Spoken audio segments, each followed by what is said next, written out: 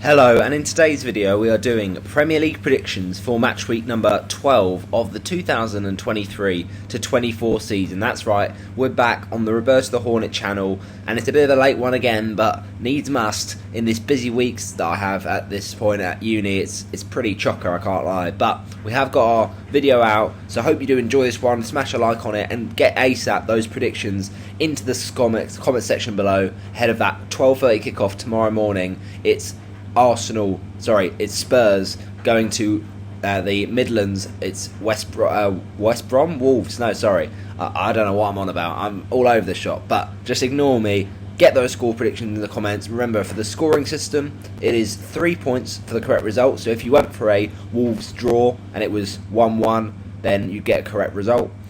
Even if it ended up being 2-2, as what your prediction was. And then if you go for, say, a 3-1 Spurs and it ends up 2-0 Spurs, well, that's 5 points for the correct goal difference, 2 difference there. And then if you go for a 2-0 Spurs and it ends 2-0, then that is a correct score, 7 points. So get in the comments, get your score predictions in, and I'll read out the best ones in a future predictions video.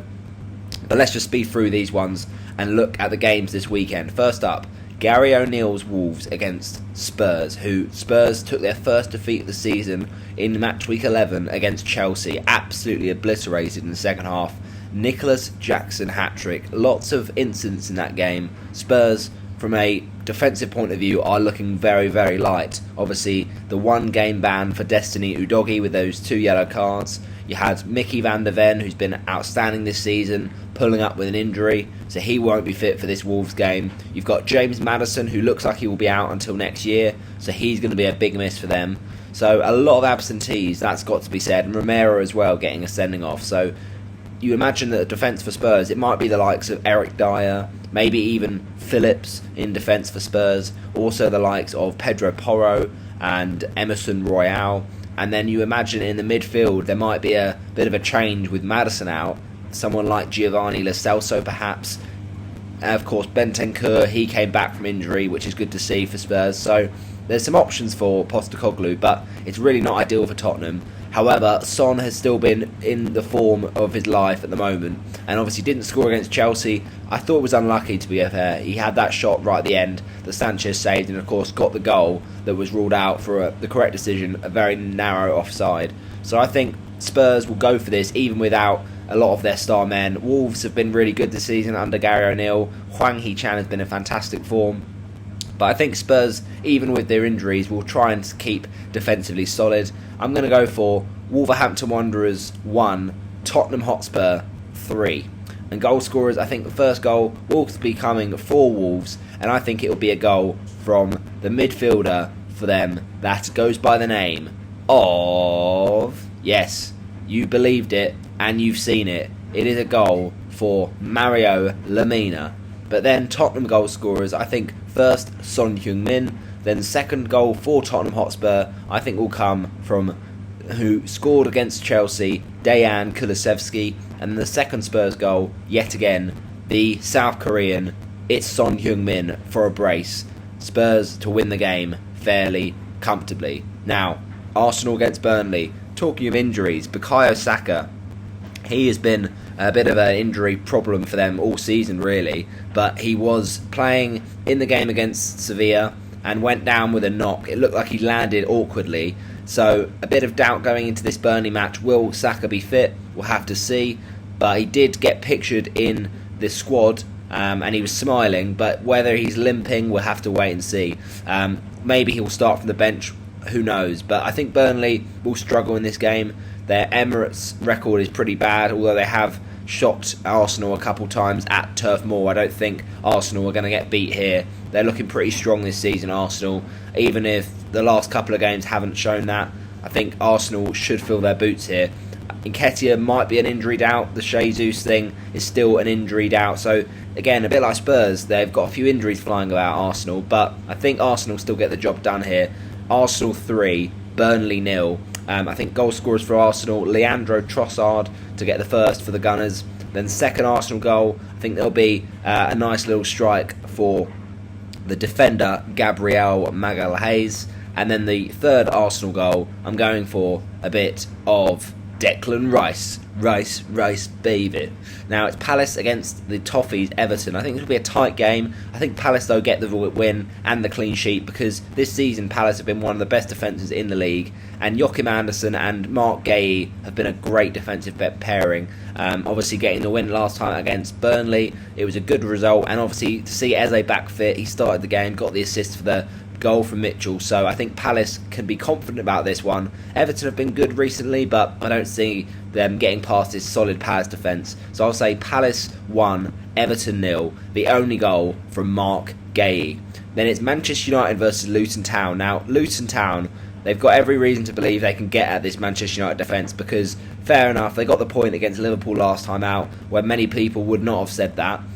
They didn't really look threatening Luton from an offensive point of view, but they just hung in there. Kaminsky made a lot of saves to deny the Liverpool attackers, and of course Darwin Núñez had an absolute stinker. So yeah, Luton got the point. It was a good goal on the break, to be fair, from Tahith Chong, but Luton were very much backs against the wall. Will it be the same, though, against a Manchester United side who are just looking awful this season? They could well get dominated by Luton, and I bet Man United fans would not have wanted to have heard that before the season started. So it is a shambles right now at Manchester United. Players, disciplinary issues, off the pitch problems, managerial problems. It's just not going to plan at all at the football club, and I think they need new owners, to be honest, because I think the kind of current situation with the Glazers is just toxic, and I don't think it's really fit for purpose. But Manchester United will do they can. They have to win this game if they've got any chance of top 4 this season, Manchester United. So I think this is a must win on paper. But do I think United will get the job done? Yeah, I'll say just about, but another nervy Manchester United victory. Manchester United 2, Luton Town 1. I think Luton will score in this game. I think Luton's goal scorer will be Chideze Ogbene, but then Manchester United goal scorers, I think first Bruno Fernandes, who of course scored the late winner at Fulham last time out to save Erik ten Hag's side, and then we also see a second goal in the game for Manchester United. I think this time it'll be Rasmus Højlund, who of course scored a brace in midweek in the UEFA Champions League against Copenhagen. Now it's Bournemouth v Newcastle, Sky Sports, and it's live, and this should be a good game, I think, at the Vitality. Bournemouth obviously haven't looked good this season under Andone Iraola. They are not really getting going defensively, still looking really leaky as they did against Man City. 6 goals, not good at all, and they're not really scoring loads of goals either, so I think Newcastle can be fairly confident of the win here. I think Newcastle were very, very much worthy of their result against Arsenal, even if the goal was controversial. I think Newcastle were a better team.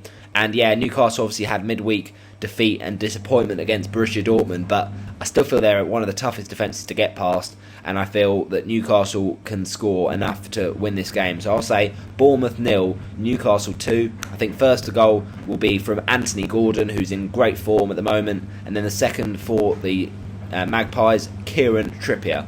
Next up, it's Aston Villa v Fulham. Now, I feel this Villa side are going leaps and bounds under Unai Emery, and I feel Fulham will really struggle to keep Ollie Watkins, Moussa Diaby, and the likes of Moussa. There's so many other Villa attackers like Zaniolo and Leon Bailey, and trying to think if there's more, but there's just so many good options at Aston Villa at the moment. So Fulham, they've not been the best side defensively. I mean, they've had some good moments. Leno's made some good saves, so they can get clean sheets occasionally, Fulham, but I think Villa are just so strong at Villa Park, so I would back them for a fairly comfortable win here, and probably a clean sheet as well. Aston Villa 3, Fulham 0. I think Cash will get the first goal for Villa, then Villa get the second through Watkins, and the third Villa goal scorer, I'd go for it yet again, Moussa Diaby. Now it's Brighton v Sheffield United. Now this is a game I feel Brighton will get the victory. I know they've not been in the best of form recently, but they did win the game in the Europa League against Ajax.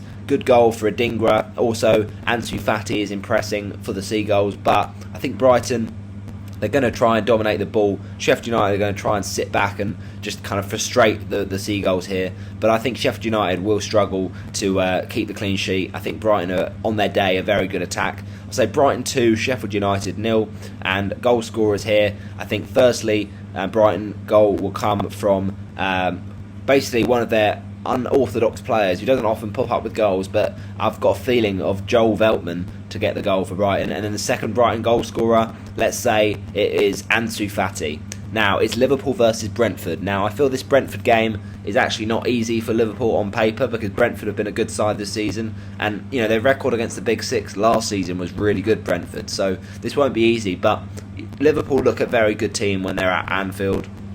They find ways to win. And I know that Brentford, from an away perspective, have been quite solid defensively, but Liverpool can click into gear very, very quickly. I know they didn't quite look themselves against Luton, but I think that was just a one-off. I would imagine them to come back stronger against Brentford.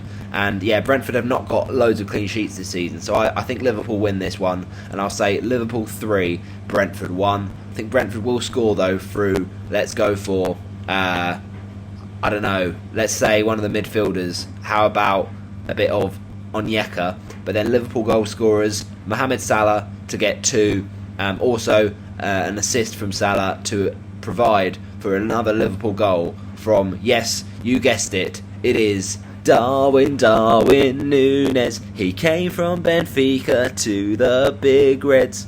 Next up, it's West Ham versus Forest. Now, this is a game I feel will end comfortably for West Ham, because although Forest did look really good last time out against Villa, getting the 2-0 victory after 2 assists from Harry Toffolo to provide for Ola Aina, and obviously that crazy goal. It was a bad piece of goalkeeping from Martinez, but fair enough. Mangala will take the goal. It was a good performance, but I think West Ham at home this season have shown they're pretty solid. I know they had the recent blip against Everton, but I think that was a one-off.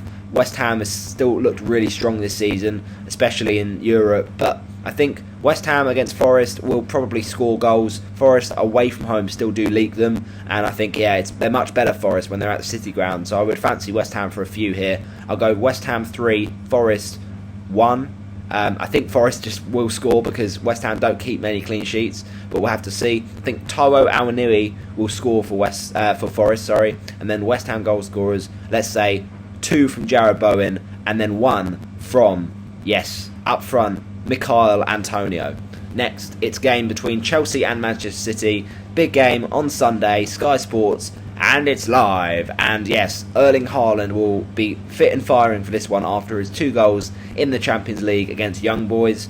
Chelsea, defensively this season, have actually not been that bad, but obviously their results have not been great. They have lost against sides that they would have expected to beat in this season. But a fantastic win against Spurs. Maybe this is their turning point for the season. I think Chelsea will go and back themselves, especially at home. But I still feel Man City are too strong for Chelsea to get anything from this game. So we'll have to see if Chelsea can surprise us. But I will go for Chelsea 1, Manchester City 3. Man City goal scorers, though, will go for Bernardo Silva, because he's just a Portuguese maestro. He keeps showing his world-class quality. Then City's second goal scorer of the game, I think, actually will be a man who really doesn't get loads of goals for Manchester City, but I think he does play week in, week out, and looks a player, and obviously a former Chelsea player as well, Mateo Kovacic.